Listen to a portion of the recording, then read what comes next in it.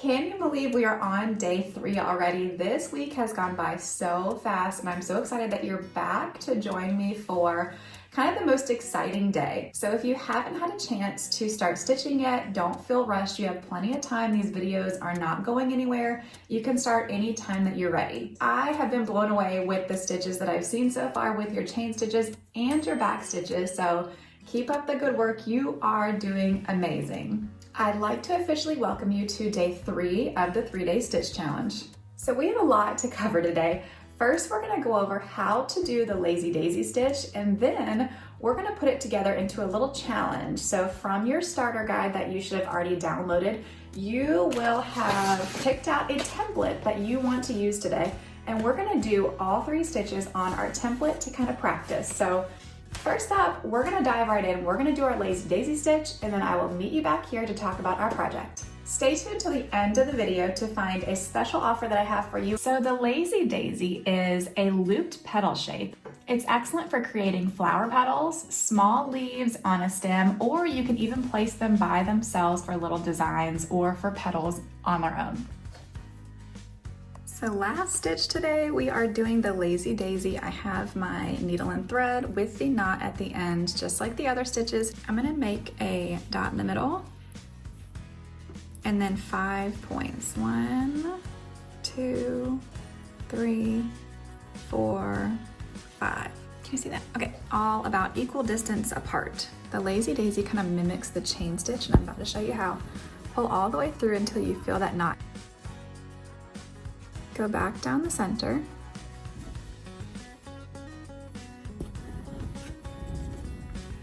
And we're gonna create a loop. So now we're gonna pick one of these dots and we're gonna come up and catch that loop, okay? And pull through. Now, just like we did at the end of our chain stitch, if you need to wiggle this around, you can. Just like we did at the end of our chain stitch, we are going to anchor this petal by putting a stitch down at the very end. Just past that loop. Boom, first lazy daisy. Now we're gonna come up through the center and we're gonna do the same thing in each direction. So right back down the middle, and then we're gonna come up over our dot.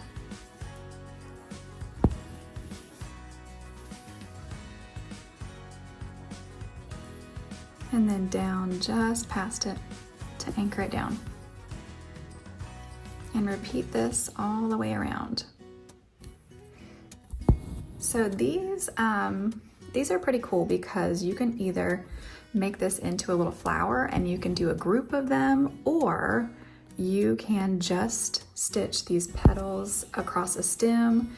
You can do anything of this sort like that, and as long as you are anchoring down each petal, it is essentially just part of lazy daisy. So this is kind of a versatile stitch. You can make them big, you can make them small, you can do more or less petals. It really is whatever you want.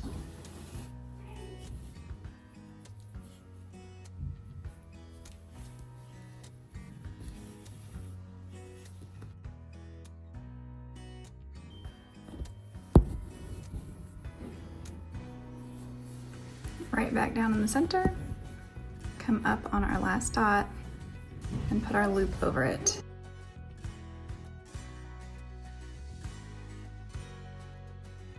And then anchor down. When we're done, we're gonna flip over to the back. We're just gonna weave in and out here.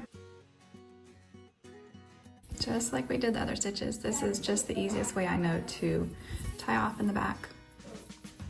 I'm gonna do it one more time, just right in the middle. Gonna cut my threads.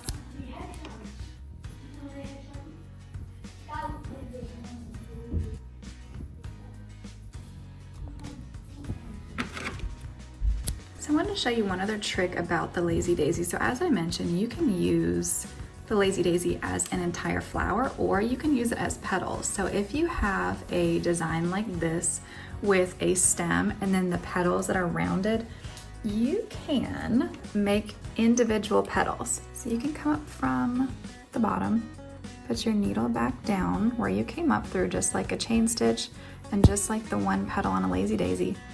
And then you're gonna place your needle at the end of the loop or the end of the petal. Put your loop over it and then pull all the way through.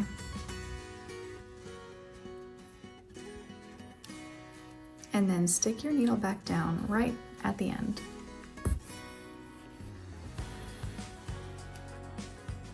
Anchoring it in. So that's it for the lazy daisy, and now that we've got that done, we get to move on to the more exciting part of the challenge. And we are going to take our 3 stitches and put them together into a little mini project. So for this part of the challenge, you're going to need a little bit different supplies. First, you are going to need your printed template from your starter guide on the stick and stitch stabilizer. So this part is really important. I'm going to be doing the Shine Bright template, which I thought was super cute. I think I've changed my mind like 4 or 5 times since I started this challenge, so I'm officially picking Shine Bright. So you'll also need a smaller embroidery hoop, 3 or 4 different color embroidery flosses, an embroidery needle, and also something to embroider on. So in your starter guide, I talked about how to embroider a sweatshirt sleeve, and I have a full tutorial on how to do this if you'd like more information. I'll actually take my sweatshirt sleeve and rip open the back seam so that it opens up and you have access to stitch on the front and stick your hoop inside, and then I'll use my sewing machines to stitch it back up. So check the description box below for a full tutorial on how to do this if you're interested. This is how I did my sample project, and I thought it turned out super cute. But for today's project, I'm going to be stitching this super cute pacifier lovey, I don't know, a mini blanket for a baby. And I'm gonna put my Shine Bright template on this just to make it easier for video purposes. Use an item of your choice. Try to avoid anything super stretchy, but think about a tote bag. You can do a sweatshirt on the collar, on the bottom. So as I mentioned today, I'm working with this cute little pacifier holder, and it's a kind of lovey blanket. I have my template already cut out, very nice and neat, obviously.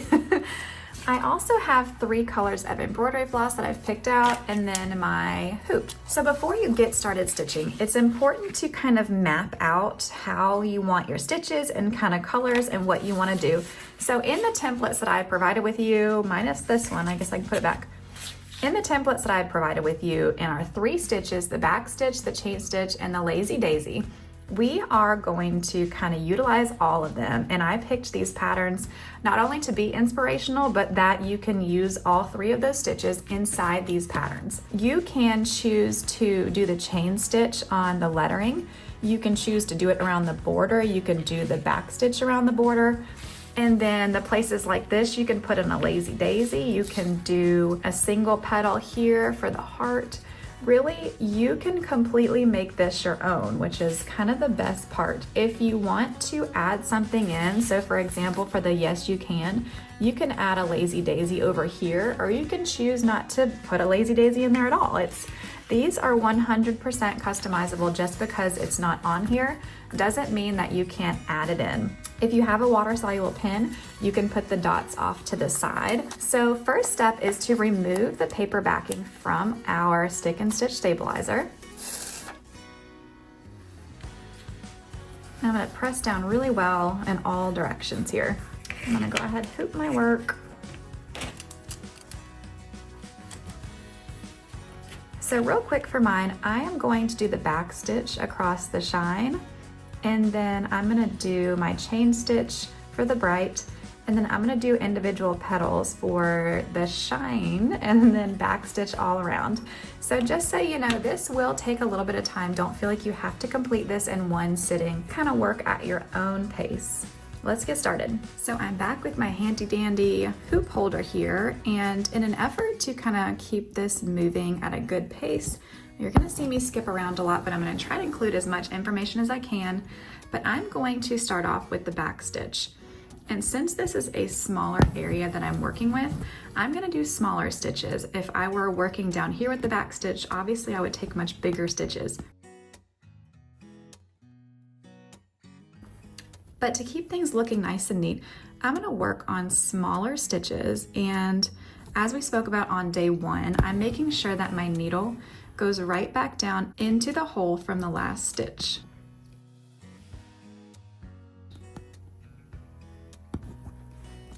And you will feel a little bit more of a resistance when you're working with this stabilizer, but it's just kind of part of it. So if I need to change directions while I'm doing the back stitch, I'm going to stitch all the way to the end of my point, and then I'm going to start moving towards the next line. Pull my needle up from the back, and then I'm going to stick it in this hole. So basically you're just continuing your back stitch, but it just seems a little bit different since you're kind of working at an angle.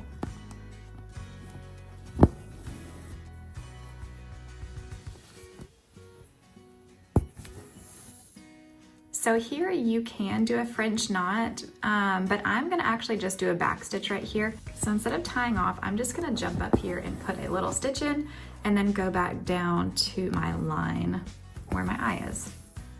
And then I'm just gonna come right back here and get started.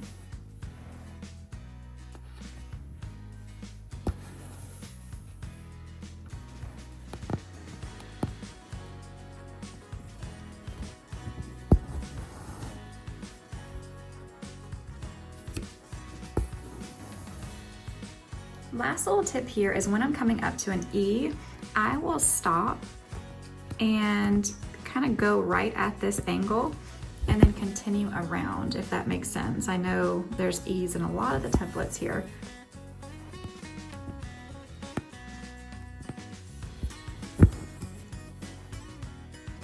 So the first part of my work is done and I'm done with this color, so I'm gonna flip to the back and I'm gonna tie off just like we did on day one. Next, I'm beginning my chain stitch down here for the bright.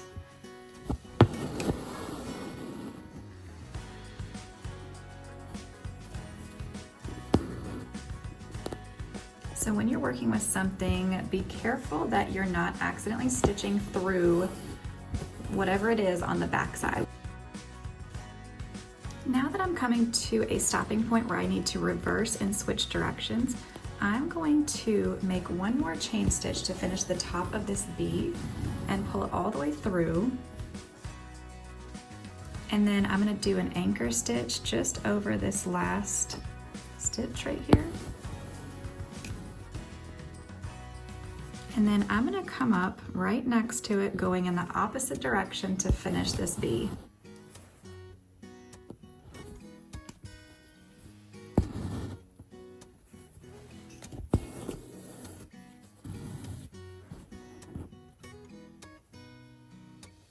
Now that I'm at the end of my V, I put one little anchor stitch in here, and now I'm gonna start back up at the top right here and work my chain stitch down. And then from here, I'm gonna jump over and do the same thing at my R. I'm back at the top now, and I'm gonna try to come back through this hole where I started my R, just to keep things looking nice and neat.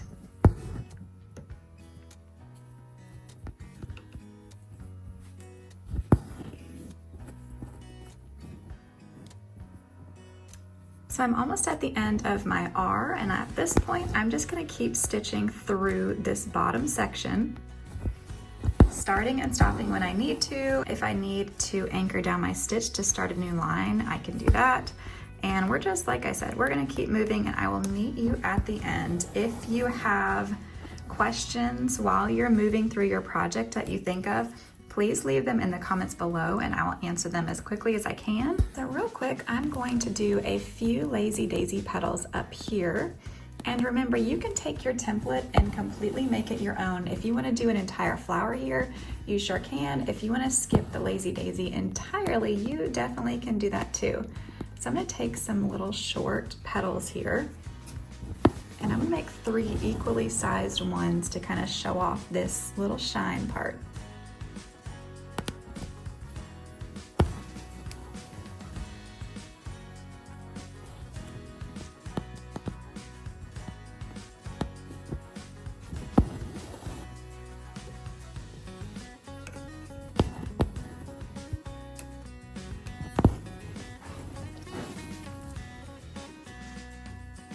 So I've been through all of my stitches at this point, and next is to do this outline. And I am going to do a back stitch in a light colored thread. You can do whatever you want here. You can also use this to do a chain stitch or whatever you want. Since I'm choosing to do the back stitch, there are already kind of pre-marked little dashes that you can follow if you want to.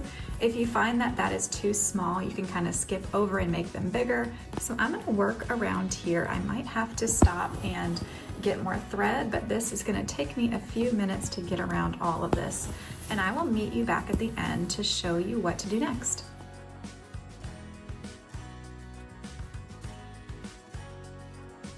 I am completely done with my embroidery and it turned out so cute. I can't wait to see your projects too. Okay, so first step we're gonna do, I'm gonna take off my hoop and then I'm gonna take a pair of scissors and I'm gonna cut away some of this excess stabilizer. Taking care not to cut underneath my project, not that I've ever done that before. Next, I need to wash away our stabilizer, and to do that, I'm gonna take my whole project and I'm gonna hold it under warm running water. And the trick is to not use super hot water, but I'm gonna use warm water and I'm going to get in here and I'm gonna scrub in between my stitches. You are not gonna mess anything up at this point, so do not be afraid to use your thumbs and kind of work away all of that stabilizer. You will see it start to go away. And after all of the stabilizer is gone, I like to throw my work directly in the dryer. However, you can let it air dry. And then once it's dry, if you feel any kind of crunchy, you can repeat this process. So let me get this all cleaned up and I will meet you back here. Look how cute this turned out. Oh my gosh, this almost makes me want to have another baby. I'm just kidding, no, it does not. 5 is enough. Okay, so here is my finished project. I cannot wait to see yours. Oh my gosh, I can't wait to see what inspirational quote you picked first and then to see what you embroidered on. So send me your pictures, tag me on Instagram at Southern Sewing Company. Let me see your beautiful work and let me know if you have questions. Please, please, please leave questions in the comment box below. If you enjoyed this challenge with me, I'd love to invite you to the Beginner's Guide to Confident Hand-Embroidery, which is a great next step from this 3-day challenge. So inside this course, there are 4 modules. In the first one, we are going to do a deep dive into supplies. While you do have the basic supplies that you need already, we're going to dive into each one, why you need it, exactly how to use it, and how to choose the right one for your project. In module 2, we're going to learn 8 stitches. You did just learn 3 of them, but we're going to learn several more, including some more advanced ones that are really going to make your projects super exciting. In module 3, I'm going to show you how to combine stitches on your work. And lastly, in module 4, we're going to wrap things up by learning how to create our own templates, how to find projects and find inspiration, and then how to personalize our own items. So there's a lot of tricks that go into each one of those and I'm so excited to share. This is my favorite part of hand embroidery and I'm excited to share it with the world. So here's the exciting part that I wanted to share with you before we announce the gift. I've been holding this, hoping you stay with me. As an exciting bonus for the next 24 hours, if you purchase the Beginner's Guide to Hand Embroidery course, you will get personalized help from me. So this means you'll have direct access to me that you can send me your work, whatever questions that you have, and I'm going to directly help you and hold your hand if you need me to help you get through your embroidery journey. Check the description box below. You can also head to southernsewingco.com/course to go ahead and get signed up. So in addition to this, you are also getting access to a supportive community where you can share your progress, you can share your work, you can get tips and feedback, and kind of connect with like-minded people on the same journey as you, which I think is so important. You're also getting access to several different template banks filled with ideas of projects and things that you can go ahead and get started, just like we did in this challenge. If you're interested, check the description box below or visit southernsewingco.com/course. So without further ado, I'm gonna let you go. This has been a really long video, but I will see you back tomorrow. Let me know in the comments what you thought about your project and please send me your pictures. I can't wait to see them. Thanks, y'all.